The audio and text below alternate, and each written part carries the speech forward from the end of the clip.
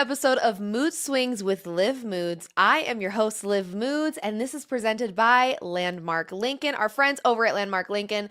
Be sure to check them out off of Bellevue and Broadway to figure out why they have been the #1 Lincoln dealer in Colorado for as long as they have. As you guys know, I am new to the Landmark Lincoln family with my 2025 Lincoln Nautilus, and I could not love it more. Hello and welcome in. Please do not leave your luggage unattended on the station.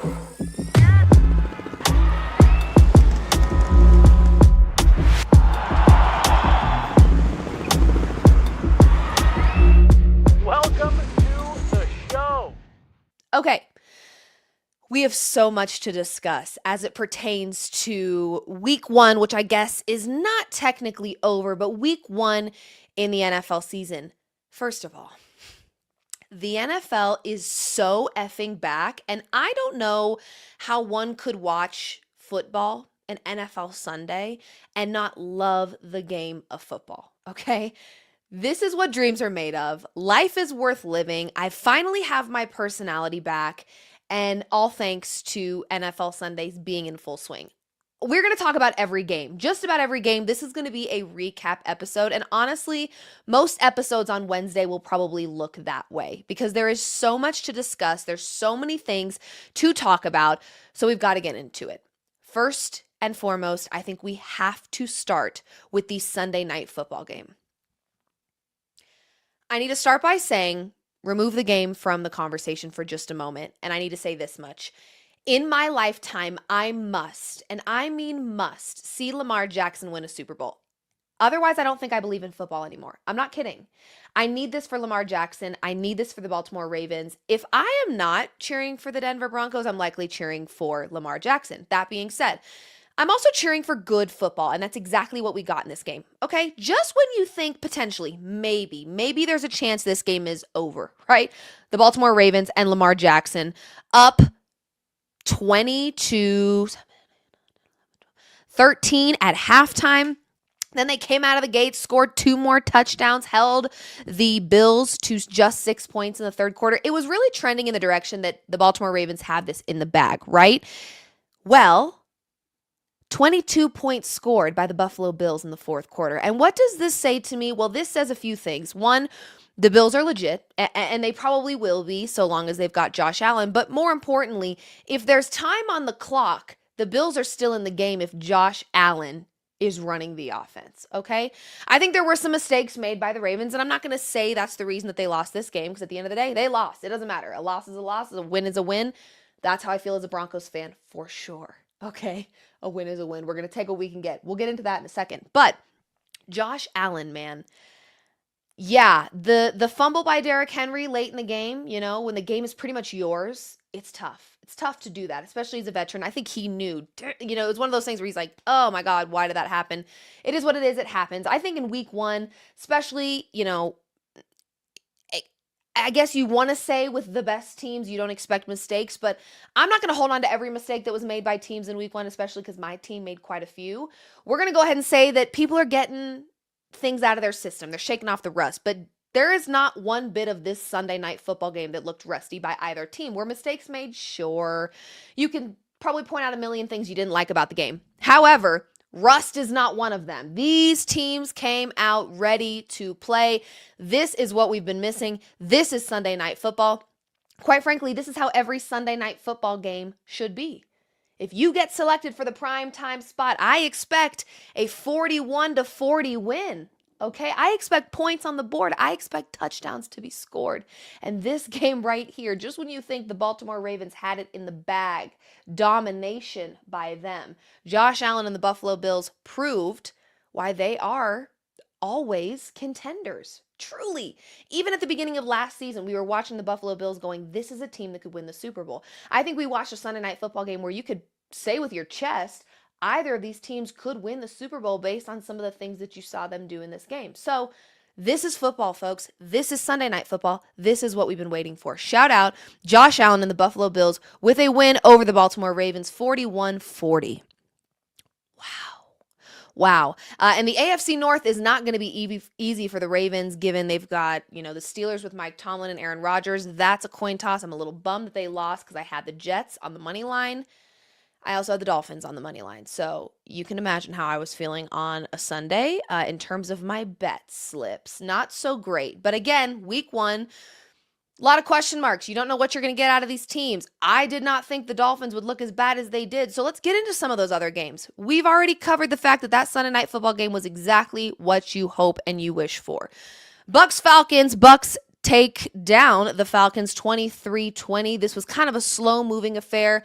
Didn't really catch my eye a ton. Didn't have this game on. The Jets, however, I was tracking this game because, like I said, I had Jets money line versus the Pittsburgh Steelers. I have kind of given up on Aaron Rodgers, if I'm being fully transparent, and I've told you guys this. This is not new information for you guys. Aaron Rodgers, 22 completions on 30 attempts, 244 yards, 4 passing touchdowns, 0 interceptions. As it appears, he's still got it. Yep, still has it. Very much so. Not a whole lot of yards gained on the ground in this one. Nope. Aaron Rodgers was just slinging that thing through the air and doing it just fine. That being said, I have said that Aaron Rodgers is a bit on the slow and the old side. That is true. 4 sacks. You got to protect Aaron Rodgers. The guy is a geriatric when you look at some of the other quarterbacks in this league. It's the truth. I'm not being a hater. That's just a fact. So we're going to have to work on that. We're going to have to protect Aaron Rodgers a little bit more because I don't know how much longer his body is going to last in this league. That being said, you've got to also feel pretty good about what you got from Justin Fields. 16 completions on 22 attempts, 218 yards, 1 passing touchdown, 0 interceptions. Quite a few yards gained on the ground. Of course, with Hall, 19 rushes for 107 yards. So the Jets have what they need. I think this was probably a situation where they got out-coached, and shame on effing me. Shame on effing me for fading Mike Tomlin. Did I not a few shows ago talk about the fact that Mike Tomlin is him? He's one of the best coaches in the NFL, and yet I still looked at this game and said, you know what? Justin Fields. Justin Fields and the Jets, that's the one. Yeah, I did.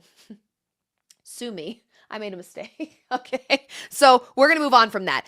As for the Dolphins, I have a feeling in my toes that Mike McDaniel is not going to be the coach in Miami for much longer. Truly, it's the truth. Tua was one of those players to me that when he was good, he was great. You saw flashes from Tua that you really, really loved. And some would say, well, Zach Wilson's in. Is Tua injured? No, Tua was just trashola. 14 completions on 23 attempts, only 114 yards, 1 passing touchdown, 2 interceptions, 3 sacks. Also, I don't think Tua can afford physically or mentally to handle being sacked that many more times, okay? I actually do worry significantly about his health, not just physically, but with his brain as well. And I just think that at a certain point, you got to walk away from the sport you love if it means protecting your body, because Tua at this point is just not the Tua that we knew and loved a few seasons back when he hadn't been injured yet. This is not good out in Miami, and it feels like there's quite a few talents on that team that are just being wasted, and I hate to see that. I really don't think there is a head coach that goes by the name of Mike McDaniel much longer over in Miami. Truly. An absolute domination by the Colts, who, by the way, had Tom Brady as their quarterback. Oh, I'm just kidding. It was actually Danny Dimes. Daniel Jones, none other than Daniel effing Jones, who I also a few weeks ago said, you can't convince me this man is better than Anthony Richardson's. Oh, she's a liar. Her pants are on fire. It's true. Because he looks like effing Tom Brady. 22 completions on 29 attempts, 272 yards, 1 passing touchdown, only sacked 1 time. Dare I say Danny Dimes has been revived? No, Danny Dimes just has weapons, and he knows how to use them. Okay, so the Broncos face the Colts next weekend, hoping that our defense can stop Danny Dimes from looking like Tom Brady. Cool, okay. Panthers, Jags. The Panthers, I actually had a conversation with someone just the other night that said the Panthers will win the Super Bowl. And I said, what makes you say that? And they gave me this whole laundry list, and maybe he's tuning in because I kind of told him about my show. If you are, hello. We had a very funny conversation, though, where he told me, here's why the Panthers will win the Super Bowl. The last time the Panthers won the Super Bowl, J-Lo got a divorce. The last time they won the Super Bowl, teammates were getting in a fight at training camp. That happened this year, apparently. I don't follow the Panthers like that, okay? The last time that the Panthers won the Super Bowl, something else happened. Something completely unrelated to the actual team itself. Yeah, he gave me a few different examples as to why the Panthers would win the Super Bowl, and they all had nothing to do with the Panthers. They were just outliers. But obviously this person is very much not conspiracy, but what is it? Not a jinx. You get what I'm saying. All these things have happened before, so they're like, yes, it's happening this year. I'm not so sure about that. Jags beat the Panthers 26-10, okay? And gotta say, I saw a hype video that my fiance Alex sent me of Travis Hunter running out of the tunnel with his fresh cut hair. I love the look, by the way. He's in dad mode, okay? New look, new baby. Who dis? This is Travis Hunter. Okay, really love seeing Travis Hunter, though. 6 receptions for 33 yards. Now, here's the interesting thing. We weren't sure what side of the ball we were going to see him on. I've always thought in my brain, the NFL is a different beast. It's a different level, okay? And as much as I think Travis Hunter is capable of playing on both sides of the ball and doing it at a very high level, this is different. And as a young guy in the league, you want to preserve your body as long as possible. I would imagine Travis Hunter is the type of guy that wants to be playing as long as humanly possible, okay? So I'd rather him stick to one, perfect his craft in one position, and absolutely dominate. The Jaguars in much better form, and I actually have them winning their division, believe it or not. So really love seeing this. Trevor Lawrence, the excuses are no more with Trevor Lawrence. And here's why. Because for so long, I think he's lacked stability. There hasn't been consistency in either the coaches or what have you. Injuries, weapons, you name it.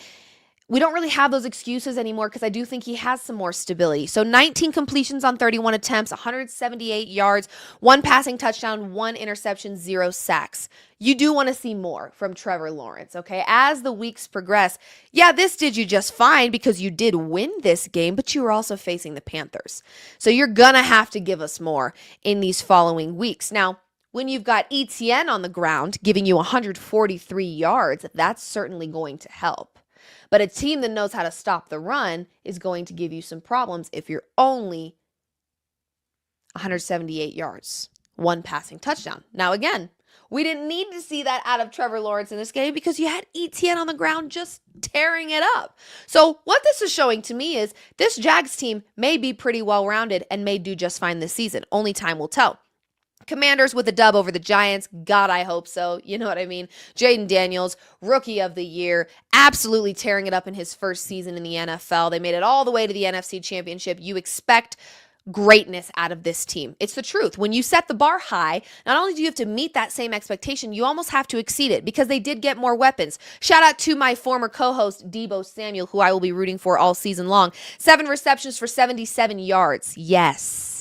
Yes, on 10 targets, okay? So I already told you guys I expect a lot out of Deebo Samuel this season, mostly because I got to see firsthand, not just being his co-host, but also being his friend. This is someone that I consider a friend. I am rooting for him all the way, okay? I got to see what last season did to him mentally, emotionally, all the things. And he didn't share things with me, but I could just see it. That season, not just for Deebo, but I think for the majority of the 49ers team, really took a toll mentally and emotionally on these guys. To come off of going to the Super Bowl to then kind of having this hangover and injuries left and right. It was a lot. It was mentally exhausting. He spent the offseason getting better, getting in better shape, listening to the haters, letting that fuel him and motivate him. And in doing so, he is your leading receiver in this game. 77 yards, 7 receptions. Really love to see it. And then he also had 1 rush for 19 yards. We know Deebo is a dual threat. He can do it all. He's big, he's strong, he's fast. I'm excited to see what he does on this offense. Really excited. Again, the Commanders are just kind of a team that you just want to root for. The Cardinals versus the Saints. I don't have a ton of faith in the Saints this season, and that's not me being a hater, but more so a realist. However, the Cardinals, I do feel exceptionally optimistic about Kyler Murray and what he can bring. 29 completions on 29 attempts. Really nice. 163 yards, 2 passing touchdowns. However, sacked 5 times. Imagine what you can get out of a Kyler Murray if he's not lying horizontal the whole game. Yeah. Let's keep him upright, okay? 7 rushes for 38 yards. We also know that he can use his legs. He's very athletic. I'm excited to see what this Cardinals team does. I feel like there's a little bit of rejuvenation there. I did catch the tail end of the Browns-Bengals game, and holy doink. Yeah. I'm sorry. It is very, very unfortunate to be a kicker. Sorry, that sounds like a total jab at kickers. I don't mean it that way. But it is really unfortunate to be a kicker, and here's why. You can either be the hero or you can be the worst of all time, okay? And it can happen pretty quickly. And what do you know it? Doink. That guy, he's gonna have a rough week this week, unfortunately. He may have done a lot of things right in this game, but that is the final impression. Now, we always know that with the Bengals and the Browns, those games are dangerously close. It's a division game, regardless of the hot mess express that is the Cleveland Browns. They always put up a pretty good fight against the Bengals. I do still feel pretty optimistic about the Bengals. That being said, not super thrilled about what I saw from this team. I mean, yes, they won. But if it weren't for the doink, they wouldn't have won. And this is a team that I think had such an interesting year last season because they should have won and they should have won more games and didn't. Based on the numbers that Joe Burrow and Jamar Chase were putting up together, there was no reason their record should have been as bad. You're still not getting out of the Bengals what you anticipate getting out of the Bengals. Now, you do start the season with a divisional matchup, so we'll give them a little bit of slack. But by next weekend, I don't want to see this Bengals. I want to see some of these things tidied up a bit, okay? I really stinking do. Raiders-Patriots. The Patriots are a team a lot of people kind of had their eyeballs on preseason. This is a team to watch. Well, maybe the Raiders are also a team to watch this year, all right? Because... Hi, WVU. Take me home country roads. Geno Smith in the house. 24 completions on 34 attempts. 362 yards. Hello. 1 passing touchdown, 1 interception, 4 sacks. Okay. Ashton Jeanty actually didn't give you a whole lot this game like you anticipate the monster truck giving you, but do you need that when you're feeding Bowers 103 yards? I don't think so. Ashton Jeanty, you can actually take a seat because Geno Smith has got this one today, okay? The Raiders are a team to watch, folks. New coach, new quarterback, new running back. Who dis? This is a new team. Tom Brady is pumping life into the Raiders, and as a Broncos fan, shiver me timbers. I don't love to hear it or see it. Especially after the Broncos game that I attended. We'll get into that in just a moment. 49ers barely skating by against the Seattle Seahawks. However, George Kittle, I believe, did deal with a little bit of an injury there. He did score a touchdown for you, but kind of got a little banged up in this one. Christian McCaffrey, despite the rumors that he was injured, showed out for you. 22 rushes with 69 yards. Brock Purdy, 2 interceptions. Can't have that. But who am I to say? Because Bo Nix, he had his fair share. Before we get into that, let's talk about the Packers upsetting the Lions.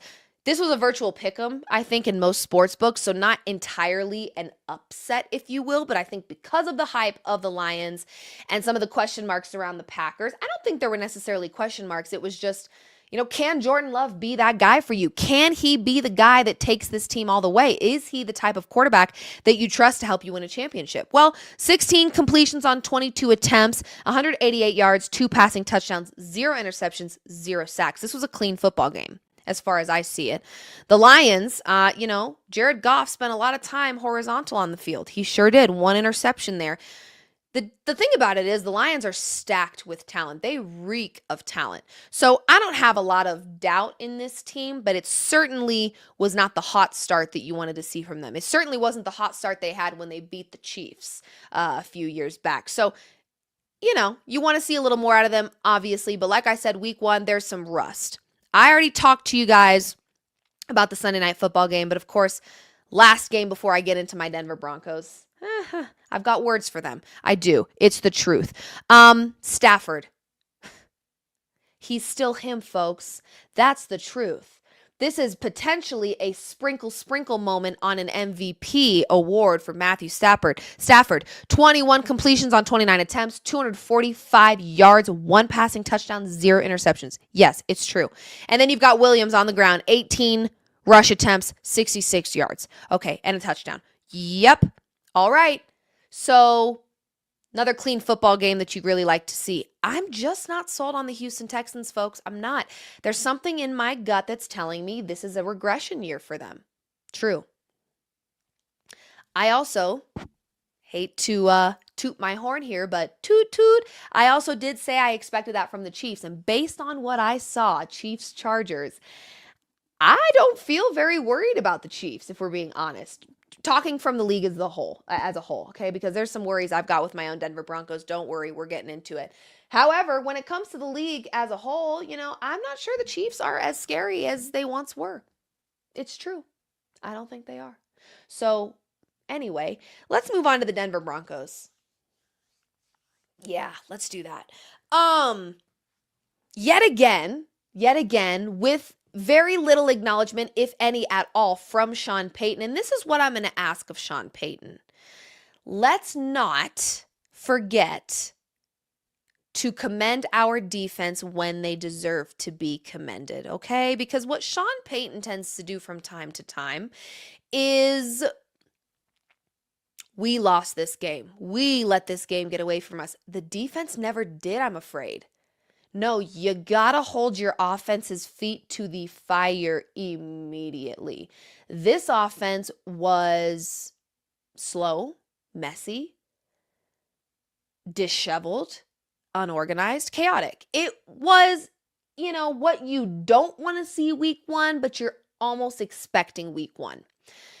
What I expressed as a concern to myself earlier as I was driving to Empower Field was there is a lot of hype around the Broncos this year, and that's a really great thing. It's very exciting to be a part of Broncos country at this moment. But what's a little bit nicer is being the team that nobody's worried about, and then you make them worried about you, right? When there's a little too much hype, sometimes it's like, oh, I hope we don't fall flat on our face. I hope this doesn't backfire. I hope. Week 1 offense, cannot have that again. Literally cannot. Let's talk about it. Let's get into it because I was at the game. I watched it, okay? I watched every bit of it. I watched the 2 interceptions thrown by Bo Nix. I watched the fumble, okay? I watched the other fumble, there was mistakes made that just didn't need to be made. Things that you want to see tightened up. And I believe they can be. I'm not losing faith in Bo Nix off of one game. Get real and back up out of my face if that's what you thought I was going to say. Bo Nix, 25 completions on 40 attempts. Not his best work. 176 yards. 1 passing touchdown. 2 interceptions. Only 1 sack, which I've said many times. Bo Nix is hard to sack. But what I want to say is this. Although only sacked 1 time, it did feel like his O-line was just not available. I felt like they were kind of asleep at the wheel a little bit. So there's room for improvement from just about everybody, but our defense deserves to get the praise for game 1, period. Okay, do you understand how exhausted our defense must have been last season with the amount of times they were on that field? And it's starting to trend in the same direction. Nick Bonito, Pat Surtain, Brandon Jones, Singleton. You guys, I mean, there's a lot to walk away from when it comes to this game and feel excited and to feel really, really excited about this defense. But our offense, quite simply put, defense does in fact win you championships. It sure does. But our offense absolutely has to step up. Point blank, period. Especially in the AFC West when you've got Geno Smith that looks like Peyton Manning. You've got Justin Herbert. You know Patrick Mahomes is going to figure it out. We can't have an offense that looks the way that it did. It's just not going to work. But shout out to our defense. If Sean Payton won't go ahead and call it out, then I certainly will. Our defense is lethal, folks. And they kept us in this game from start to finish. It's the truth. So we got to give respect and praise where it is so rightfully deserved. That's the truth, okay? We really, really do. So, yeah, gonna need to see a little more. And by the way, didn't hate what I saw from Cam Ward. His teammates just couldn't get their fingers unbuttered, it seemed, on a lot of different plays. But I didn't hate Cam Ward in his first showing. And by the way, when you're sacked 6 times, it's tough to stay confident, isn't it? It is. And he was going up against a very, very good defense in the Denver Broncos. That's the facts, okay? And the Denver Broncos have some serious work to do in practice this week when it comes to that offense getting right before they face the Colts, who have Tom Brady, a.k.a. Danny Dimes, okay? So let's get that figured out, and let's get it figured out fast. Thank you. Okay, we just went down the list. We just went down the list of basically just raw, real, honest reactions to this week in the NFL. Okay. Here's what we're going to do, though. Here's what we're going to do. We are going to talk about my weekly standings. Where do we stand? Where do we stand? Where do we stand?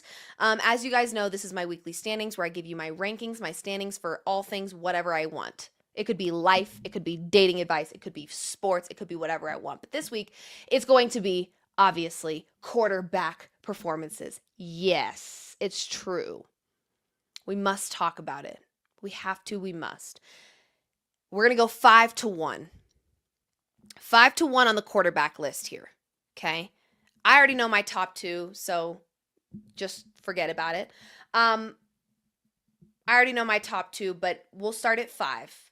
And it feels right. It feels right. Given it's a pretty low-scoring affair here, I'm still going to go ahead and give number 5 to Matthew Stafford because I just believe he's still him.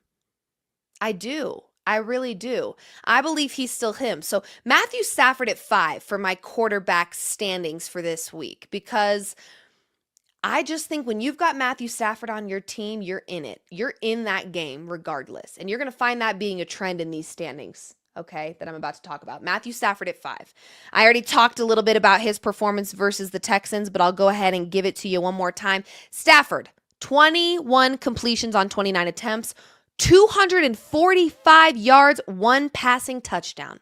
Sacked 3 times, still managed to get a dub for his team and play at an exceptionally high level. Shout out Staffy. Okay. At 4. At 4, I'm going to go ahead and put Geno Smith at 4 with the Las Vegas Raiders. I certainly am because Geno Smith to me did everything you wanted him to do for this Raiders team and maybe then some.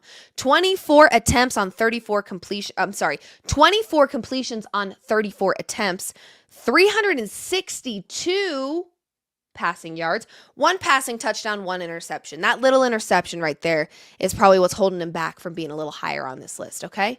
I'm not a hater. I'm a Geno Smith truther, by the way. I've got West Virginia blood coursing through my veins. I'm a Geno Smith truther. Geno Smith at 4. It only feels right, and it only feels respectful and honest of me. And why wouldn't I be respectful and honest with you? Okay. At number 3, none other than Danny effing Dimes. Excuse me. Tom Brady reincarnated into Danny Dimes' body to take on the Dolphins and make them look like they were a peewee football team. It's the truth, you guys. It's the truth. 33-8. Danny Dimes made this team look like a bunch of little peewees. Okay, there's a lot of things that went into this game ending the way that it did, but Danny Dimes must be talked about. This must be a case study immediately. 22 completions on 29 attempts, 272 yards, 1 passing touchdown, 0 interceptions. Danny Dimes has been revived. And by revival, I mean he has weapons and he knows how to use them. Imagine that. Okay. Danny Dimes at 3. At 2, gotta go with Lamar Jackson. Why? Because I'm a Lamar Jackson truther. And not only does he run it into the end zone himself, okay, but he's 14 completions on 19 attempts, 209 yards, 2 passing touchdowns, 0 interceptions, and this man was putting people on ice skates. I saw it with my own 2 eyes.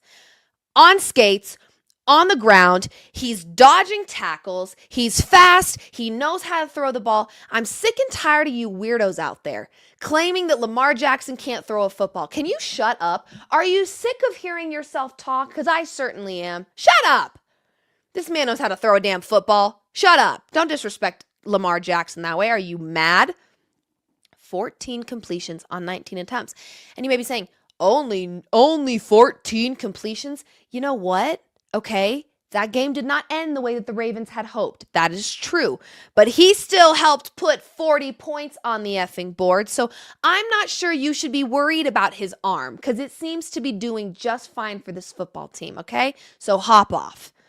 At number 1 for my quarterback weekly where do we stand standings has to be Josh Allen. I'm sorry, it has to be. And as much as I wanted the Ravens to win this one, they didn't. That's the truth. Josh Allen, 33 completions on 46 attempts. But it's the mere fact that as long as time was still on the clock, it could have been 1 minute, 2 minute, 10 minute, 5 minute. Didn't matter. He was still in this game regardless. Okay? 394 yards, 2 passing touchdowns, 0 interceptions. And he gave you 2 touchdowns on the ground as well, just for the shit of it. Okay. Josh mother effing Allen. I bow down, I tuck my tail, and I say, just years ago when I made the claim that Josh Allen will never win a Super Bowl with the Buffalo Bills, shame on me. Aren't I stupid? Because what I saw in that Sunday night football game was a guy that knows how to win football games. Point blank, period. Yep, Josh Allen, number 1 on my where do we stand weekly standings for my quarterback performances. Has to be him. And Lamar Jackson is in second because that game right there, that's the game that makes you love the game. That game makes you love the game. It's the truth. If you can watch that game and still walk away and say, I don't really like football, I don't really like you, and I think you're weird. I'm just kidding, but I digress. Josh Allen, absolutely number 1. Okay, as far as I'm concerned, who is Patrick Mahomes? It's the truth. Josh Allen is a truther. He's him. He showed me yet again. He's shown me before, but he showed me yet again he can win football games, period. Now, do I trust this Bills team in the postseason? I'm afraid not because I've been burned a few too many times and my bet slips don't really like the Bills in the postseason. It's true. But as of right now, where it stands in this very moment, the Bills and the Ravens should be favorites to win it all because what we saw was exquisite. Just exquisite. Okay, that's all for me. I do have one thing I need to get off my chest. And since we've been talking about this Sunday night football game, I remembered a moment. There was a fan that kind of playfully bopped a Ravens player over the head, but then proceeded to shove Lamar Jackson by his head while in the stands. I am so over fans that do not know boundaries. Fans that sit there and go, whoa, as if they did nothing wrong, throwing things, saying despicable things, touching these athletes. F around, find out. Lamar Jackson then went to his post-game presser and said, I kind of forgot where I was at. I let my emotions get the best of me.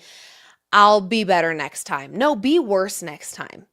That fan had no right to touch you, especially in the manner in which he did. And it's those little punks that haven't been punched in their face enough times. I'm not kidding. It's those little punks that have effed around and not found out yet. So they just continue to do it. I could go into a million different reasons why this irritates me. Has this child ever heard no? Has there ever been consequences for this teenager's actions? Okay. Where are the parents, right? I know teenagers, once they're, in their element, you can't really control as parents what they do all the time. But my God, I am okay with a fan getting some retaliation that maybe doesn't feel so good if it means they will learn what boundaries are. Stop touching athletes. Stop throwing shit on the field. Stop yelling despicable things and then sitting there and acting like you have no idea why this athlete is foaming at the mouth and smoke is coming out of their ears. These are human beings. And when it comes to a football player, these are grown men that basically attempt to kill each other every Sunday. They attempt to knock each other's heads off every Sunday, Monday, Thursday. And you didn't think his retaliation was going to be what it was. By the way, how he retaliated was nothing. But because this little punk knew he was in the stands, knew it would be hard for Lamar Jackson to get to him, knew that people would keep Lamar Jackson from ripping this kid's head off, even if he wanted to, he felt comfortable to be cool guy, to be Mr. Punk, to have zero boundaries or zero respect. It's no different than the internet trolls that sit behind their phone and say whatever the hell they want because they know they can. They feel super, super big and strong when they're sitting in front of their phone screen. They wouldn't say half of that shit to your face. I guarantee you that little punk wouldn't have shoved Lamar Jackson by the head if they were walking down the street by the 7-Eleven on the street corner. Doubt it. Doubt it.